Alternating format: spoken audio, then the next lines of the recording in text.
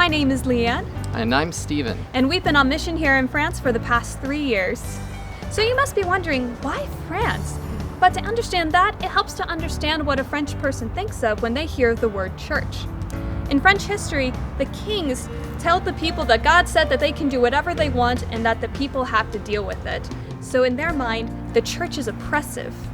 To many today, the church is also irrelevant. It's something that their grandparents did before them. It's something that is a part of the tradition, part of the culture, or to just not bother about it at all. And some churches don't even preach the veracity of the Bible.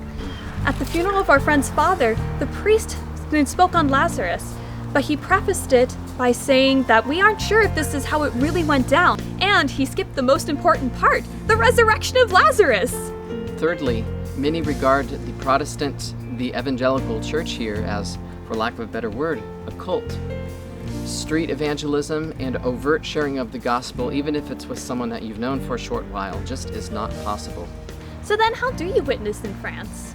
Amongst many people groups in Africa and Asia, for example, it's more so a question of which God versus is there a God at all? And that's what we run into here in France. And so a lot of that happens through relationship building, which happens through language exchanges, cultural exchanges, and just by being there for people.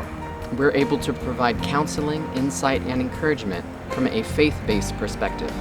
And the second way is through music. As we mentioned earlier, we're not allowed to hand out tracts or have open-air services. So it's a sort of loophole that we can take advantage of. And there are many ways we've been able to do that, even in a small town like this. For example, we are known by many people, including the mayor himself, for our annual Christmas concert. Even during 2020, with the pandemic raging, we were able to get creative and come up with a concert then by doing it online.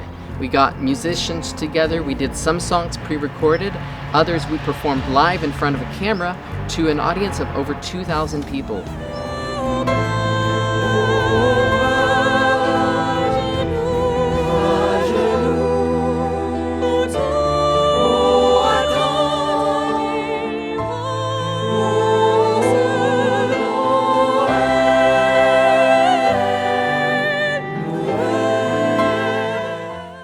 The other elements of our music ministry happens within the church through composing and translating music into French. Stephen, for example, wrote a song both for Christmas and for Easter. Leanne's also been really taking it up with translations specifically. She's been taking on some English hymns and reworking them to work not only in the French language but in the French culture as well. And we were able to take a lot of these drafts to a specifically French Christian Songwriters Conference that was being held here in France that was attended by many people in the trade from all over Europe. There were 15 songwriters and 5 professionals, including those in charge of compiling the hymnal. And they already want one of Leanne's translations in the next edition. From the joy of a God-given musical epiphany to the utter despair of realizing that the perfect rhyme doesn't quite sound right when sung in French, songwriting and translation is always an adventure when it's in a foreign language. So the number one question we get is, how is COVID over here? Well, often it's a question of what are the rules for this week? It's been changing so often, but God has been faithful in providing our church with the head of the urgent care here in town, and he's been helping us keep up to date with all the new rules. So from confinements to curfews to vaccine passes, there's a lot to keep up with. But as the situation stands right now, we are able to have church. We are able to welcome about 75% capacity. People don't have to have a pass. People don't have to sign up. They just can come to church, and that's awesome. And there's been a surprise element to our ministry this year, and that's by helping the school that helped make our ministry possible. It's come as a bit of a side quest, if you will, but it is testament to how the Lord perfectly orchestrates putting who He needs where at what time, because we were able to use the gifts that He's given us to help the school spearhead a campaign to get back on its feet financially, to make it through this entire year where it's been able to welcome virtually no students at all. Despite the closed borders, France has been allowing students to come in on student visas. However, that's only for public universities. Because this center is a religious institution, it does not qualify. The school transitioned to an online model, but it just wasn't enough to make ends meet. So that's where Leanne and I could step in. Between her expertise in marketing and my video editing, we were able to help the school where they needed it. And God provided everything the school needed to keep on going. And now 22 students are on campus, and hopefully will be at full capacity in January. So we'd like to ask those who are watching this video to please pray for this ministry. Please pray for those with whom we're sharing the gospel, and pray for those that we're discipling too. And also be in prayer for our church as it welcomes its new pastor. Yes, what an answer to prayer and a praise. We'd also like to ask you to pray for our church.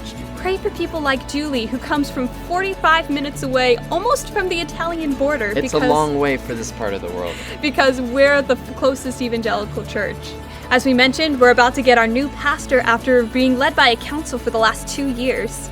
So pray for our church that they may be open and receiving to this change that we have been awaiting, but it is still going to be a change. And pray for this new pastor too, as he starts a new chapter in his ministry. And pray for our outreach programs as well, such as the Christmas concert. We don't really know exactly concretely what it's going to look like because we may have a confinement this year, we may not. There might be a confinement, maybe not. It might be online, it might be in person. It might be both. It might be a bit of both. So there are a lot of questions. We do serve a God who knows what he's doing, but just pray that we're able to keep trusting him. Pray also for our music ministry, both within our home church as we train up our worship team, to the more global church here across France as we enter into collaborative music projects, as we increase in songwriting and music production.